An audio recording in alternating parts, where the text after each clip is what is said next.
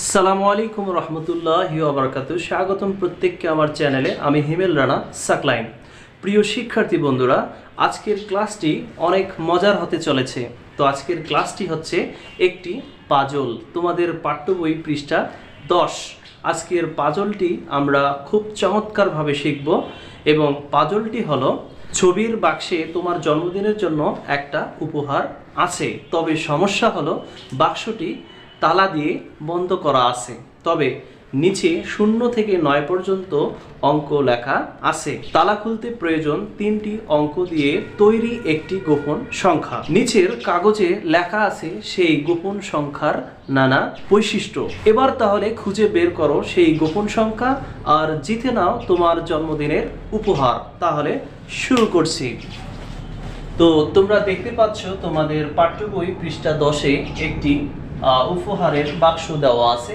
যদিও বাক্সটা অতটা সুন্দর হয়নি, আমি চেষ্টা করেছি তোমাদের বোঝার ক্ষেত্রে বাক্সটি এঁকেছি আর কি।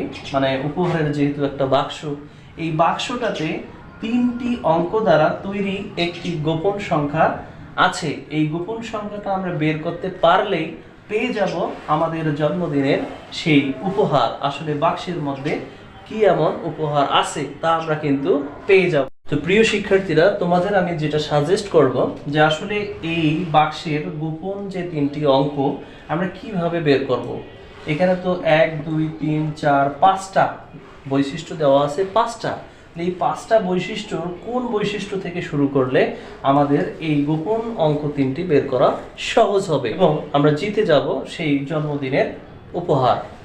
তাহলে আমি সাজেস্ট করব তোমরা এই 4 নাম্বার বৈশিষ্ট্য থেকে যদি শুরু করো তাহলে তোমাদের এই 3টি ডিজিট বের করা সহজ হবে।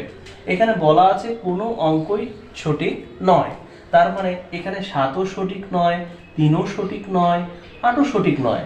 তাহলে এই বৈশিষ্ট্যগুলোর মধ্যে আমরা দেখব যে 7 3 8 কোথায় কোথায় আছে। যেমন মনে করো এই 5 নাম্বার বৈশিষ্ট্যে 7 আছে, কিন্তু 7 তো সঠিক নয়, 8 সঠিক নয়, এখানেও 8 সঠিক নয়। তাহলে আমরা দেখা গেল যে এখানে 3 5 15টা অঙ্কের মধ্যে অলরেডি আমরা 6টা অঙ্ককে বাদ দিতে পারলাম। এখন কিন্তু আমাদের একটু সহজ হলো, তাই না? তো দেখো 5 নাম্বার বৈশিষ্ট্যে বলা আছে একটি অঙ্ক সঠিক কিন্তু অঙ্কটি ভুল স্থানে আছে। এই যে 0, তার মানে আমরা একটা জিনিস নিশ্চিত হলাম যে এখানে যে 3টা অঙ্ক লাগবে এই বাক্স খোলার জন্য, তার মধ্যে কিন্তু একটা ডিজিট আমরা পেয়ে গেলাম, কিন্তু এই 0টা সঠিক স্থানে নেই, কিন্তু অঙ্কটা কিন্তু সঠিক, কিন্তু অঙ্কটি ভুল স্থানে আছে। তো যাই হোক, একটা অঙ্ক আমরা পেলাম। এই 0 হয় এককের ঘরে হবে, না হয় দশকের ঘরে হবে, না হয় শতকের ঘরে হবে। এখানে আমি যদি এটাকে একটু ইন্ডিকেট করি যে এটা হচ্ছে একক, এইটা হচ্ছে দশক, এইটা হচ্ছে শতক। তাহলে একক দশক শতক, তাহলে এই 0টা হয় এককে হবে, না হয় দশকে হবে, আর না হয় শতকে হবে।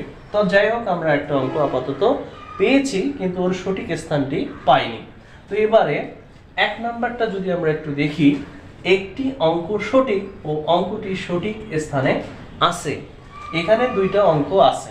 8 যেহেতু আমরা বাদ দিয়েছি, যেহেতু আমরা 4 নাম্বার বৈশিষ্ট্যে দেখেছি 7 3 8 3টা অঙ্কই সঠিক নয়, সেহেতু এখানে 8 কিন্তু সঠিক হবে না। তাহলে 6 এবং 2, এই 2টা অঙ্ক যদি সঠিক হয়, একটি অঙ্ক সঠিক ও অঙ্কটি সঠিক স্থানে আছে। যদি 6 সঠিক হয় তাহলে 6 সঠিক স্থানে আছে, যদি 2 সঠিক হয় তাহলে 2 সঠিক স্থানে আছে। বাট এখানে 5 নাম্বার বৈশিষ্ট্যে এই 0টা ভুল স্থানে আছে।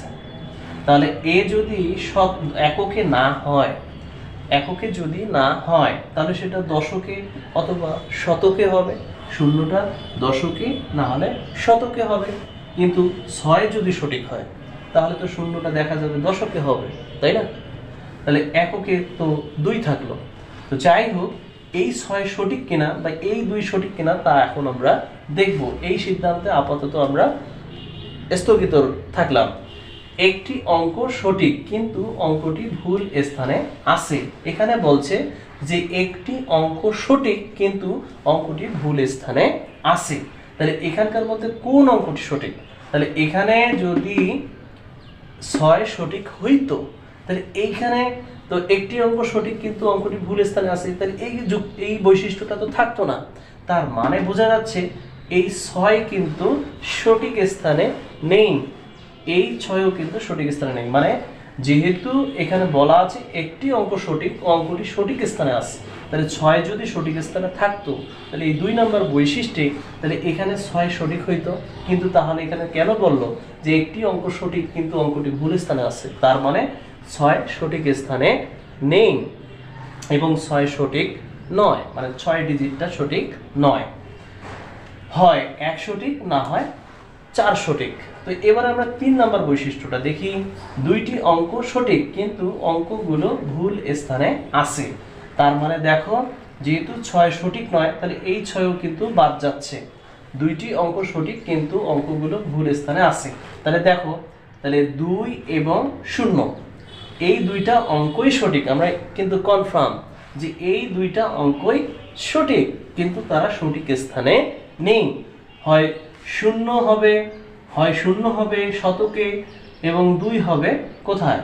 2 হবে দশকে, 2 হবে দশকে।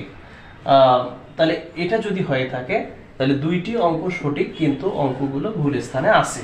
তাহলে এই জায়গায় একটু আমরা ক্লিয়ার হই যে এই যে 2, এই যে 2, তাহলে এই একটি অঙ্ক সঠিক, অঙ্কটি সঠিক স্থানে আছে। তার মানে আমরা বুঝে গেলাম যে 2 সঠিক স্থানে আছে, তার মানে এখানে হবে 2, একক স্থানে হবে 2। তাহলে একক স্থানে যদি 2 হয় তাহলে 2 তাহলে তো এই জায়গায় হবে না, তার মানে 0 আসবে 2 এর জায়গায়, অর্থাৎ শতকের ঘরে হবে 0, শতকের ঘরে হবে 0। যেহেতু 2 এককের স্থানে বসেছে এবং 0 যেহেতু এককে ভুল ছিল কিন্তু অঙ্কটি সঠিক ছিল কিন্তু ভুল স্থানে ছিল, কিন্তু এখানে বলা হচ্ছে যে দুইটি অঙ্ক সঠিক কিন্তু অঙ্কগুলো ভুল স্থানে আছে।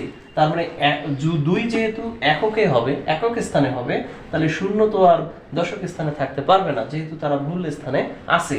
তাহলে এই 0টা শতকের ঘরে আসবে। কোথায় আসবে? শতকের ঘরে আসবে। তাহলে আর লাগতেছে একটা অঙ্ক। তাহলে এই অঙ্কটা আমরা কোথা থেকে পাবো? এই 2 নাম্বার বৈশিষ্ট্য থেকে পাবো। একটি অঙ্ক সঠিক কিন্তু অঙ্কটি ভুল স্থানে আছে। তাহলে যেহেতু আমরা একক এবং শতকের স্থানের অঙ্ক পেলাম, তাহলে এখন যেহেতু এই অঙ্ক দুইটা বলছে একটি অঙ্ক সঠিক কিন্তু অঙ্কটি ভুল স্থানে আছে, যেহেতু 6 বাদ গেছে, 6 যেহেতু হচ্ছে না, তাহলে 1 না হয় কত? 4।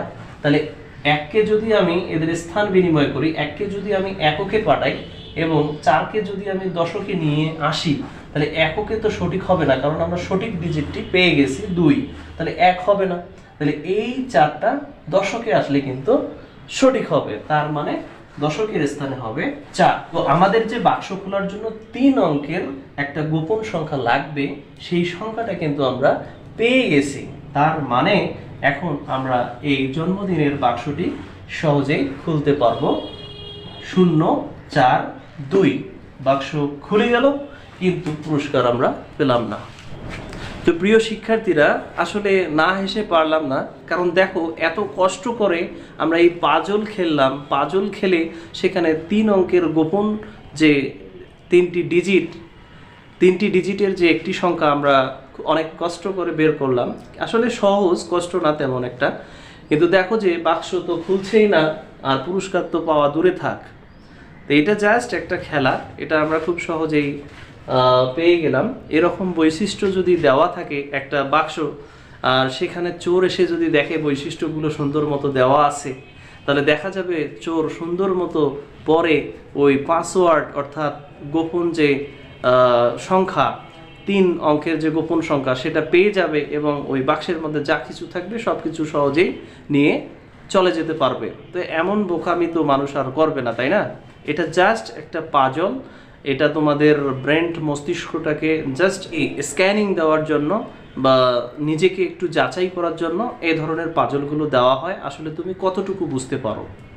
তো প্রিয় শিক্ষার্থীরা, আজকের পাজলটি তোমাদের কেমন লাগলো? আশা করি অনেক ভালো লাগবে তোমরা যদি শুরু থেকে শেষ পর্যন্ত মনোযোগ সহকারে দেখো। তো আশা করি এরকম পাজল শিখতে অবশ্যই তোমরা আমাকে কমেন্ট করো যদি তোমাদের পাঠ্য বইয়ের কোথাও কোনো রকমের পাজল থাকে এবং তা যদি তোমরা শিখতে চাও তো অবশ্যই আমাকে কমেন্ট করে জানাবে, তাহলে অবশ্যই আমি তোমাদের শেখাবো। ভালো থাকবে, সুস্থ থাকবে, দেখা হবে পরবর্তী ক্লাসে। আসসালামু আলাইকুম ওয়া রাহমাতুল্লাহ।